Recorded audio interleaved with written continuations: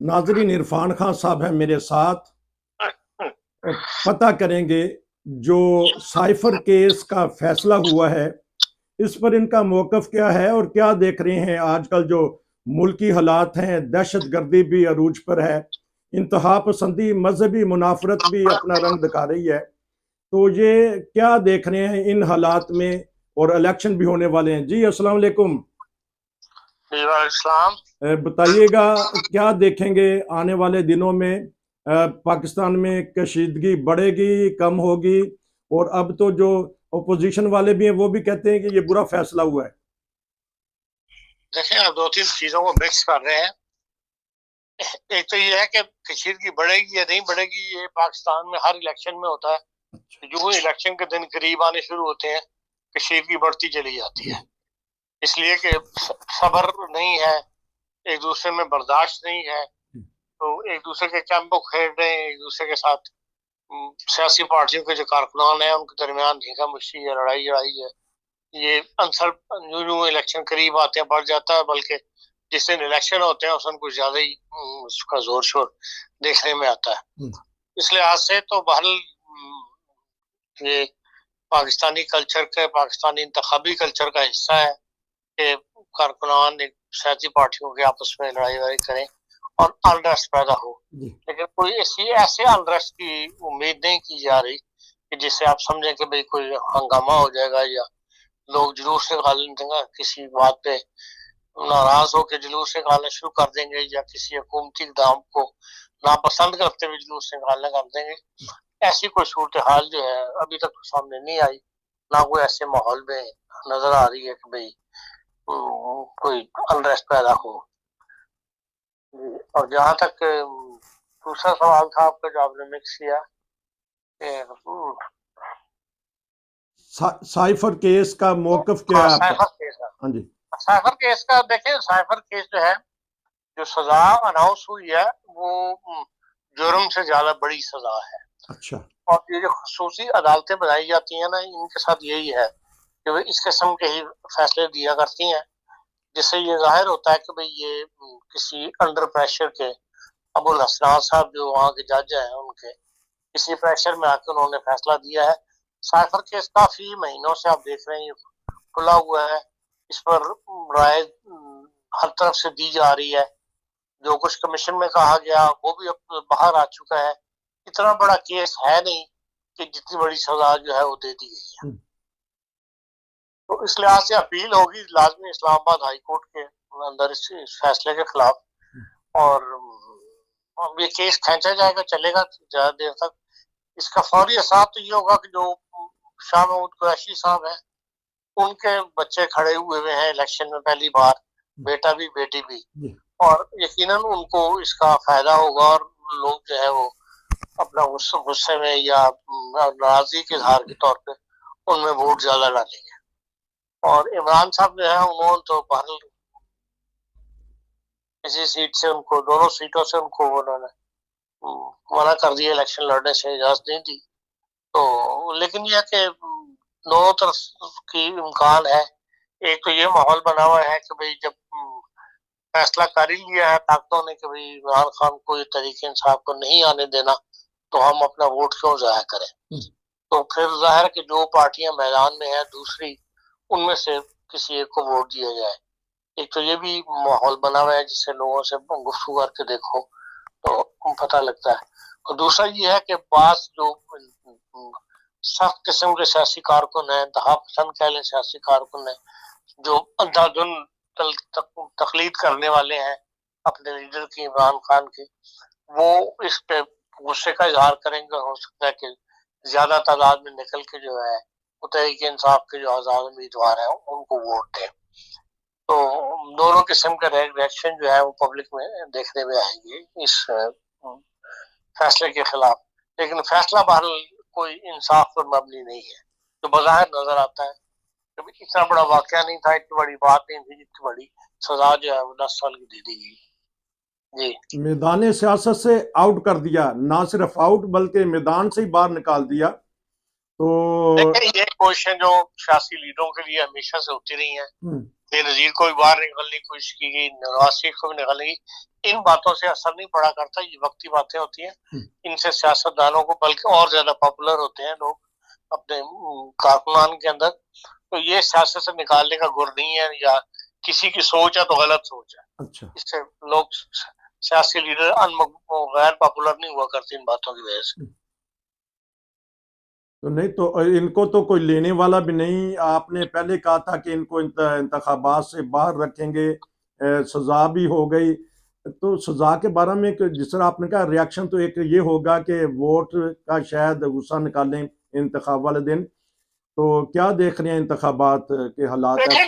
जो भी वो आजाद उम्मीदवार हैं, एक मुसीबत सारी ये है कि जो हाई कमान थी तहरीक इंसाफ की, उसमें से 2-3 बंदे तो उनके अंदर है, लीडर अंदर है, शाह महमूद कुरैशी सेकंड मैन था वो भी अंदर है, इसके अलावा भी 2-3 लोग उनके, और जो बाकी ऊपर के लोग थे वो सारे उनको छोड़ के चले गए हैं। इसलिए पार्टी जो है वो ऑर्गेनाइज नहीं है, कोई उस पार्टी को संभालने वाला नहीं है, कोई ऐसी शख्सियत नहीं है जिसकी तरफ आम कारकुन या जो मेंबरान असेंबली खड़े हैं वो उसकी तरफ देखें और उसके फैसलों का इंतजार करें कि वो एक चीज को अपने हाथ में लेके एक इज्तिमाई फैसला जो है मशवरे से करके, जो भी कमान मुकर्रम इस वक्त मौजूद है उनसे मशवरे करके तो कोई फैसला करे।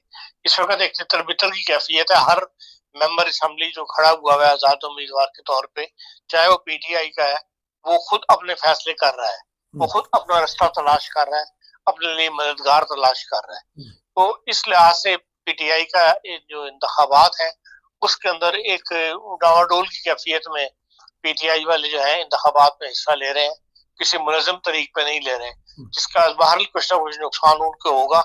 और फिर जो मैदान उस वक्त बनेगा, इंतखाबात के जो नतीजे आएंगे उसमें फिर आजाद उम्मीदवार एक किस्म का खुद को आजाद समझेंगे कि वो जिधर चाहे वो जिसका चाहे साथ दें, जिसको वजीर आज़म नामजद किया जाए या जो भी पार्टी ज्यादा अक्सरियत के अंदर आ जाए। तो फिर इसलिए कि जो मेंबरान असेंबली होते हैं, इन्होंने एक तो अपना खर्चा निकालना होता है इंतखाबात का, दूसरा यह है कि इन्होंने जो अपने इलाके में तरक्याती काम करने होते हैं वो फिर जो हुकूमत बनाती है, जो रियासत में लोग मौजूद होते हैं, उन्हीं के हाथ में होता है कि वो आपको वो फंड्स जारी करें। तो फिर अगर फंड्स वगैरह लेने के लिए मजबूरन भी लोगों को फिर जो भी हुकूमत पार्टी हो उसका साथ देना पड़ता है। कम से कम जो आजाद उम्मीदवार है उनके लिए रास्ता खुला हुआ होता है कि वो फंड्स वगैरह लेने के लिए जो भी हुकूमत बना रहा है, जो भी चीफ मिनिस्टर बन रहा है या वज़ीर आज़म बन रहा है, उसका साथ दे। तो यही फिर एक कैफियत जो है नजर आती है कि भाई जो भी इंतखाब होंगे, जो जो बहुत ज्यादा पीटीआई के अंधी तकलीफ करने वाले लोग हैं, इमरान खान से मोहब्बत रखते हैं अपनी लीडरशिप के साथ, वो तो शायद उन्हीं को साथ दें। लेकिन बहुत सारे अक्सरियत तो ऐसी नुमाइंदों की है जो अपने खुद ताकत पे जीत जाते हैं, अपना वोट बैंक रखते हैं, वो जीतने के बाद फिर अपने आप को यकीनन आजाद तस्वर करेंगे कि जिधर चाहे साथ दें। मुल्क की सियासी सूरत हाल पे इसका क्या असर होगा? थोड़ी सी और बात रहती है। नाजरीन, प्रोग्राम का सिलसिला जारी है, 1-2 सवाल मैं प्रोग्राम के दूसरे हिस्से में मैं करूंगा, हमारे साथ मौजूद रहिएगा। प्रोग्राम के दूसरे हिस्से में बड़ा ही अहम टॉपिक हम उठाएंगे। नाजरीन, अब दूसरे हिस्से में मैं ये सवाल पता करूंगा, साइफर है क्या चीज़? हमारे बाज़ लोग भूल जाते हैं। साइफर एक तार लिखा गया कि हम अमेरिका पाकिस्तान से नाराज़ है, तो ये एक सफ़ीर ने अपने मुल्क को आगाह किया। मुल्क का वज़ीर आज़म जो 25 करोड़ का नुमाइंदा होता है, उसने अपने सिपा सलार से या अपने लोगों से मशवरा किया। तो अब बताइएगा कि साइफर के इतना, जिस तरह पहले हिस्से में आपने कहा कि जुर्म इतना नहीं है, तो सजा देने का मकसद क्या है? फिर सजा देने का मकसद है जिस बंदे को सियासत से आउट कर रहे हैं, या जिस बंदे को इंतखाबाती अमल से आउट कर रहे हैं, या वो सियासी लीडर जिसे उन्होंने बदला लेना है ताकतों ने, उसके लिए उन्होंने ये सारा केस सारा खेल रचाया था। और उसके अंदर लाहिज़ खुसूसी अदालत थी जो आमतौर पे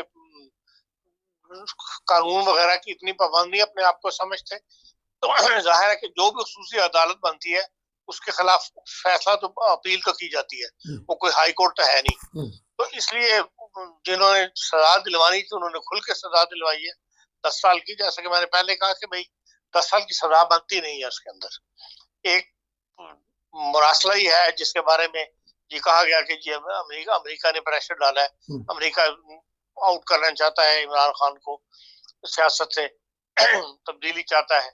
इस किस्म की जो है उसके बारे में सारी तफसील सामने आ चुकी हुई है कि भाई क्या मुरासला था, क्या नहीं था। फिर ये है कि भाई इन्होंने उसको इस्तेमाल किया एज ए सियासी तौर पे। जी।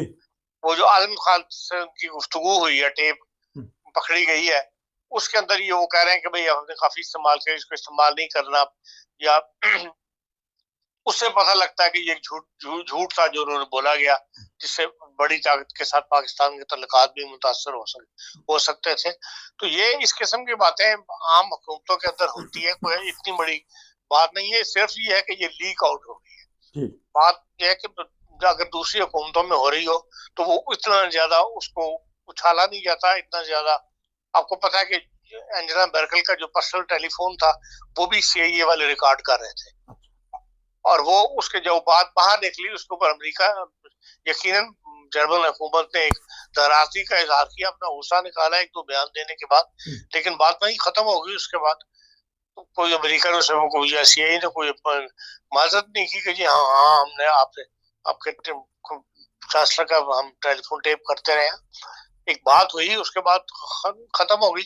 यहाँ ये है कि वो एक बंदे को पकड़ना था, एक बंदे को बुनियाद ढूंढ रहे थे, हर तरफ से उसको घेर रही थी, इसलिए इस बात को ज्यादा अहमियत दी गई और इसको ज्यादा जो उछाला गया।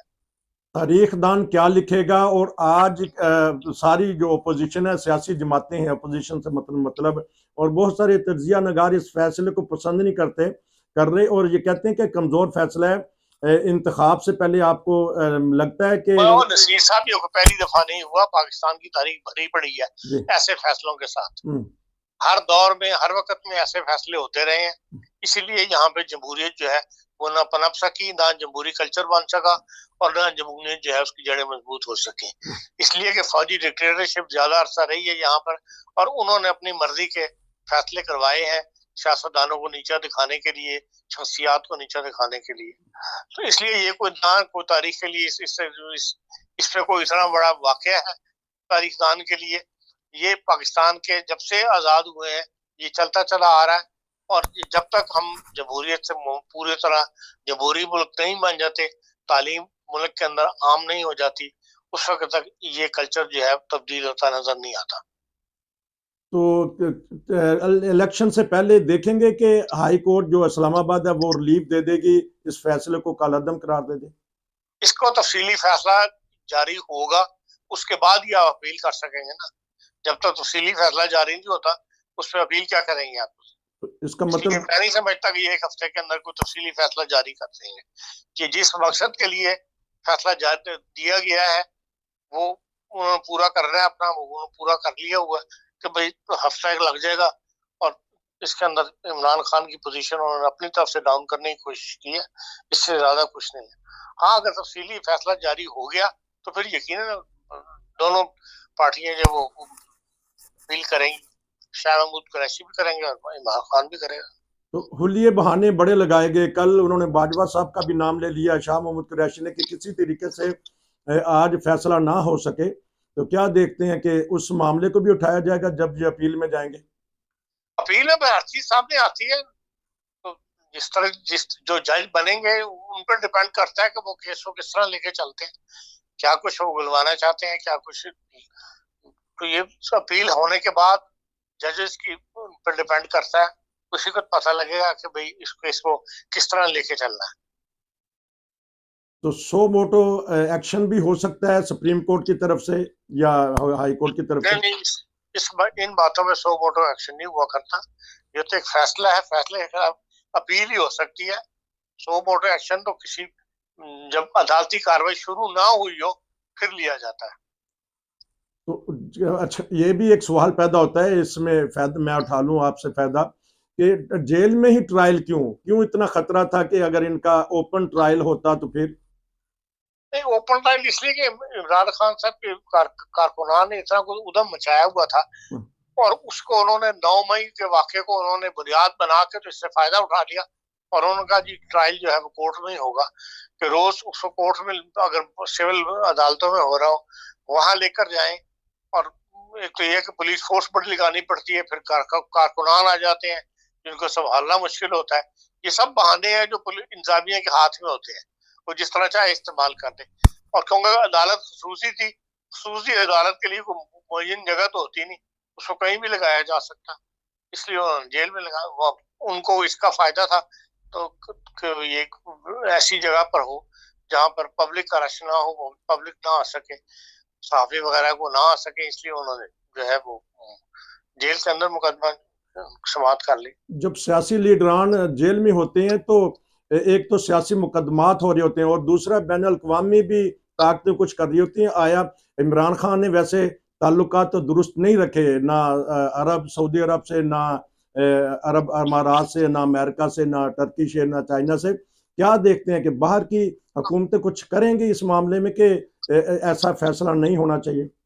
नहीं, मैं नहीं समझता कि वो पाकिस्तान के इंटरनल मामलात के अंदर मुदाखलत करेंगी या पाकिस्तान के जजेस या अदालती फैसलों के ऊपर कोई रायजनी बैरूनी ममालिक करेंगे। अच्छा। ऐसा हुआ नहीं करता।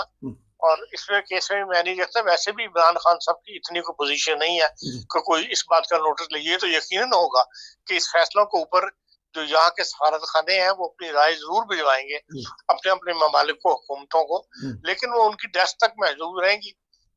उसके ऊपर कोई तबसरे वगैरह जो है वो नहीं करेंगे। इतना बड़ा वाकया हो गया कि ईरान ने पहल की पाकिस्तान के ऊपर मिसाइल फायर करने में। आपने देखा किसी एक मुल्क ने भी इसके ऊपर कोई रायजनी की हो। हम तो इतने अलग थलग हो गए हैं आजकल की दुनिया के हालात के अंदर को पाकिस्तान को कोई पूछने वाला नहीं है, इसलिए कि हम इक़्तिसादी तौर पर इसके अंदर कमजोर है कि जिससे बात करो वो यही समझता है कि भाई ये मुल्क शायद पैसे मांगने के लिए हमसे राब्ते कायम कर रहे हैं। तो इसलिए इस वक्त पाकिस्तान की पोजीशन ऐसी नहीं है कि दुनिया जो है वो हमारी तरफ मुतवज्जह हो। मुल्क की हालात ऐसा नहीं। आखिरी 2 मिनट में क्या कहेंगे तहरीक इंसाफ के कारकुनान को और इस फैसले का क्या रिएक्शन 1-2 दिन में होगा? देखिए, मैं तहरीक कारकुनान को कहने वाला कौन होता हूँ? मैं तो आपने एक सियासी राय मांगी है मुझसे, मेरी जाती तौर पे मैं इस फैसले को किस तरह देखा है वो मैंने बयान कर दी। बाकी तो सियासत वाले, तहरीक इंसाफ वाले जाने, उनके कारकुनान जाने कि वो इस फैसले को किस तरह लेते हैं। जैसा कि मैंने आपसे कहा कि क़यादत मौजूद नहीं है, कोई सेकंड या थर्ड ग्रेड की क़यादत भी इस वक्त तहरीक इंसाफ में नहीं है। हर आदमी जो है वो इंडिपेंडेंट फैसले कर रहा है और जैसे कहना चाहिए कि भाई खुद ब खुद राह की तलाश में है कि भाई हमें कोई गाइडलाइन दे, हमें कोई बताए कि भाई हमने स्टेप क्या उठाने हैं, ये किस तरह चल रहा है। वो इस वक्त मौजूद नहीं है उसमें तरीके इंसाफ में, इसलिए कारकुनान जो है वो तितर बितर का शिकार है। तो इसलिए मैं नहीं समझता कि इसके ऊपर कोई ऐसा खास रद्द-ए-अमल आएगा, सिवाय इसके कि जो लोग चंद उनके पुराने कारकुन हैं जो इसके ऊपर बयान दे देंगे। आम पब्लिक में इसका कोई ऐसा रद्द-ए-अमल देखने में नहीं नजर आएगा। आम पब्लिक में इसका रद्द-ए-अमल देखने में नहीं आएगा क्योंकि पार्टी तितर बितर है और 3 बड़े पकड़े हुए हैं, जिसमें परवेज इलाही हैं, शाह मोहम्मद कुरैशी हैं, इमरान खान हैं। पार्टी का शराजा बिखरा हुआ है। आपका बहुत शुक्रिया, आपने एक भरपूर तबसरा हमारे साथ किया। ये थे नाजरीन हमारे साथ इरफान खान साहब साइफर केस के बारे में बता रहे थे कि साइफर केस क्या है और ये कितना बड़ा केस बना है और कितनी बड़ी सजा होनी चाहिए थी। अगर आप भी कोई इसके पर राय देना चाहते हैं, कोई तबसरा करना चाहते हैं तो हमारा प्लेटफॉर्म इस्तेमाल कीजिए। हम आपकी राय, आपका तबसरा पूरी दुनिया में दिखाएंगे, फैलाएंगे, क्योंकि इस वक्त पाकिस्तान बहुत ही नाजुक दौर से गुजर रहा है। तो इस नाजुक दौर में लाजमी तौर पे हमारे जो करता धरता है, हमारे सरबराहाने मुमलकत हैं, बीच में हमारी इस्टेब्लिशमेंट भी है, बीच में हमारे सियासतदान भी हैं, बीच में हमारे जजेस भी हैं। अगर इस वक्त हमने आपको अपने आप को दुरुस्त नहीं किया तो फिर हम कब करेंगे? फिर वक्त गुजर जाएगा। तो उम्मीद है कि आज का तबसरा आपको पसंद आया होगा। हम मुख्तलिफ तबसरा नगारों से आज के फैसले के बारे में राय लेंगे। हमारे प्रोग्राम देखते रहिए, इंशाअल्लाह आपको हमारे प्रोग्राम पसंद आएंगे। नसीर को इजाज़त दीजिए। अस्सलाम वालेकुम।